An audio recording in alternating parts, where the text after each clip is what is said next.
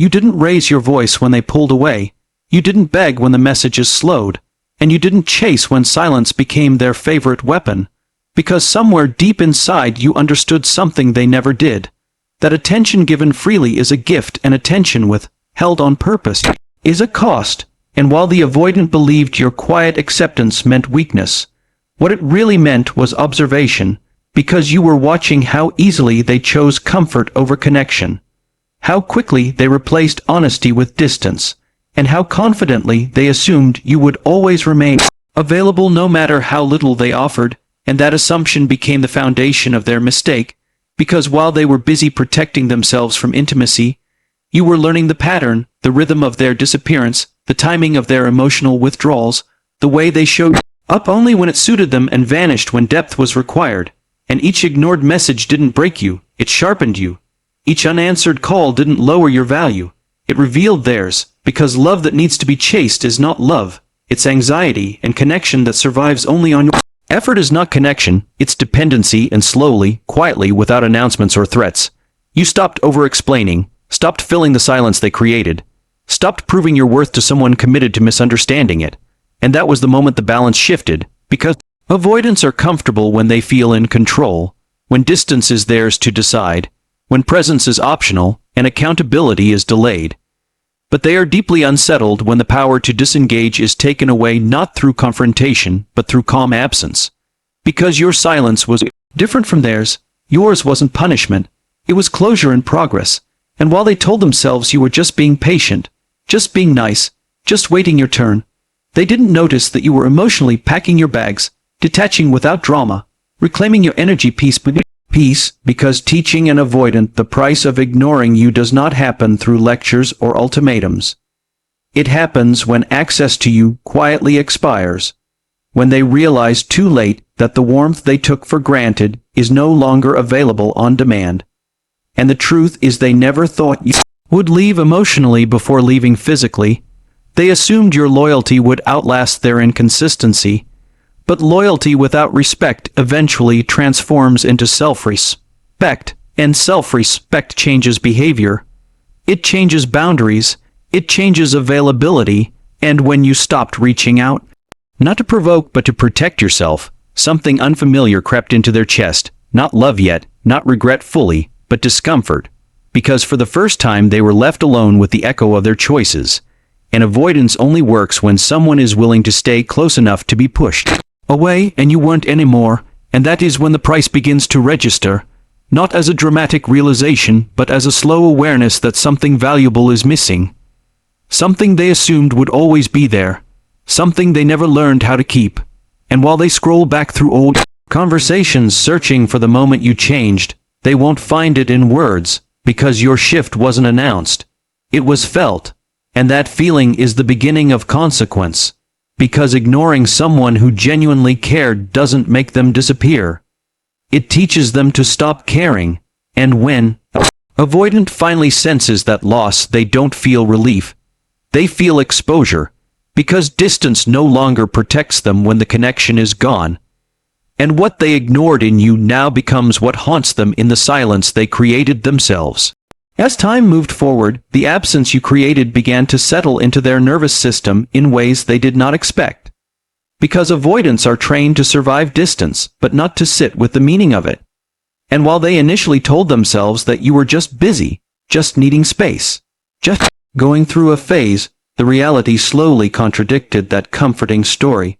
Because you didn't return to old patterns, you didn't resume initiating, you didn't step back into the role of emotional stabilizer, and the silence you left behind was steady, not reactive, not emotional, not designed to provoke. And that consistency is what unsettled them most, because they were used to distance creating relief.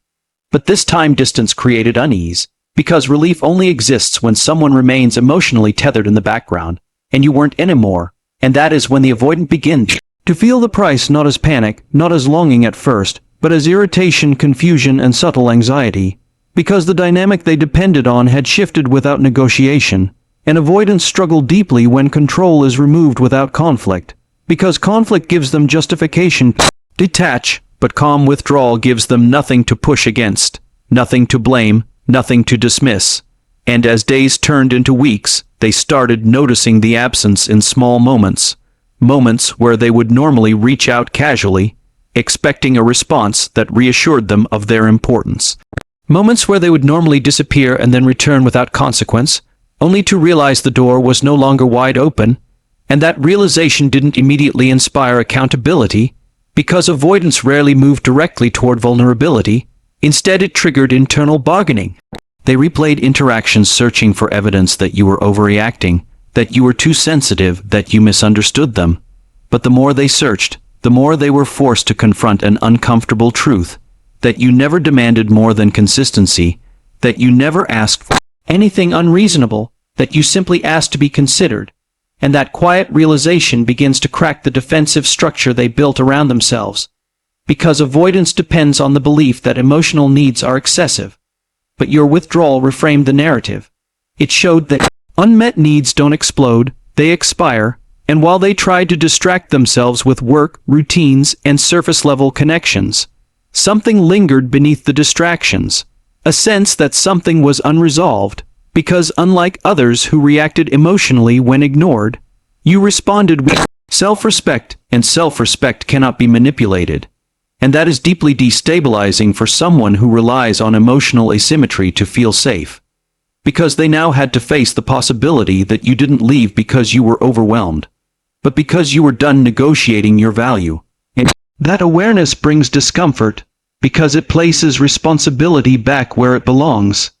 And responsibility is what avoidants spend their lives evading, and slowly their curiosity shifted toward you, not out of longing at first, but out of uncertainty, because humans are wired to seek what becomes unavailable without explanation, and your unavailability was clean. It wasn't dramatic, it wasn't angry, it wasn't spiteful, it simply existed, and that is when they began testing the silence, sending low-effort signals, indirect messages, surface-level check-ins designed to re-establish access without requiring vulnerability. And when those attempts didn't restore the old dynamic, when you didn't rush back into familiarity, something deeper surfaced: insecurity. Because the one thing avoidants depend on is the assumption that people will wait. And you shattered that assumption without confrontation, and that forces reflection whether they want it or not. Because now they had to confront a question they avoid at all costs. What happens when someone stops waiting? And the answer was unfolding in real time, because your absence wasn't empty. It was full of boundaries, full of clarity, full of self-respect, and that made them reassess not just you, but themselves, because when an avoidant loses someone who left quietly, they can't reduce the loss to drama or incompatibility. They are left with the awareness that they failed to show up, and that awareness is heavy, because it threatens the coping mechanisms they've relied on for years. And as this realization deepened, regret began to take shape, not as desperation, but as a subtle ache, an awareness that connection like yours was rare, because you didn't try to control them, you didn't pressure them into emotional exposure, you didn't punish them for needing space. You simply asked for presence when it mattered, and now that presence was gone. And the absence was permanent in a way that felt different from past losses. Because you didn't leave loudly, you didn't leave angrily, you left correctly. And leaving correctly is what makes the loss echo, because there is no chaos to distract from the truth, no conflict to justify avoidance, no dramatic ending to rewrite the story, just a quiet conclusion shaped by their own inaction. And the more they sat with that truth, the more the cost became undeniable, because ignoring you didn't preserve their independence. It cost them connection, depth, safety, and authenticity.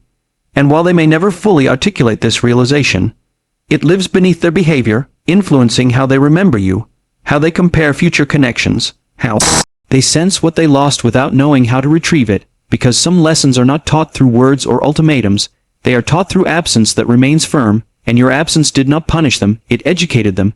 It showed them that love is not endless availability, that care without reciprocity eventually withdraws, and that people who value themselves do not wait forever to be chosen, and that lesson stays with them long after you've moved on, not as guilt, but as awareness, and awareness is the beginning of growth, whether they act on it or not, because the price of Ignoring you was not losing you in anger, it was losing you in peace. And peace is the one thing they cannot argue with. By the time the realization fully settled in, you were no longer a presence they could reach for. You had become a memory shaped by consequence, and that is where the final weight of ignoring you revealed itself, because avoidance can rationalize almost anything except permanence, and your permanence was quiet, unannounced and irreversible, and while they may have convinced themselves that time would soften the distance, that familiarity would eventually invite reconnection, they slowly learned that self-respect does not rewind, because the version of you who once waited, who once adjusted, who once made room for inconsistency no longer existed. And this was not because you became cold, but because you became complete without them. And completeness is threatening to someone who depends on emotional distance to feel safe, because they could no longer frame your absence as a reaction. It was a decision, and decisions carry finality, and finality is what avoidance cannot negotiate with. And as life continued, they noticed how often you crossed their mind, not in longing but in contrast, because every new connection highlighted what they lost. They met people who demanded more, who offered less, who lacked the depth you brought effortlessly, and comparison is a cruel teacher, because it reveals value only after it's gone. And while they once believed ignoring you preserved their freedom, they now felt a subtle confinement, because freedom without connection is just isolation with better excuses, and the moments where they once retreated into solitude now felt emptier, because solitude chosen is different from solitude earned through loss. And this distinction followed them, shaping how they experienced silence, because silence no longer felt empowering, it felt reflective, and reflection is uncomfortable when it points inward. And they could no longer deny that you gave them something rare: emotional safety without control, presence without pressure, care without demand, and they lost it not because it was flawed, but because they failed to nurture it. And that realization doesn't arrive dramatically. It arrives quietly, during ordinary moments. Moments when they instinctively reach for connection, and remember there is no one there anymore. Moments when they replay conversations and notice how patient you were, how little you asked, how often you met them where they were. And those memories carry weight because they contrast sharply with how easily they dismissed your presence at the time. And regret for avoidance is not explosive. It is cumulative, building slowly as awareness grows, because they begin to understand that you didn't leave to make a point. You left because staying was costing you yourself. And that truth strips them of their usual defenses, because they cannot label you as needy or dramatic. They cannot frame the ending as chaos. They are left only with the recognition that they were given a chance they didn't know how to honor, and as this understanding deepened, they felt something unfamiliar: humility, because humility arises when there is no one left to convince, no narrative left to control, and no opportunity to undo the outcome.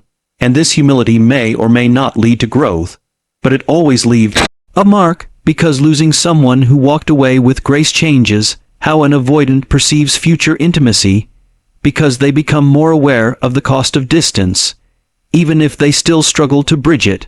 And your absence becomes a reference point, not as pain, but as a lesson, a reminder that love is not something to manage, it is something to participate in, and participation requires presence, and presence requires courage, and courage is what avoidance avoids most.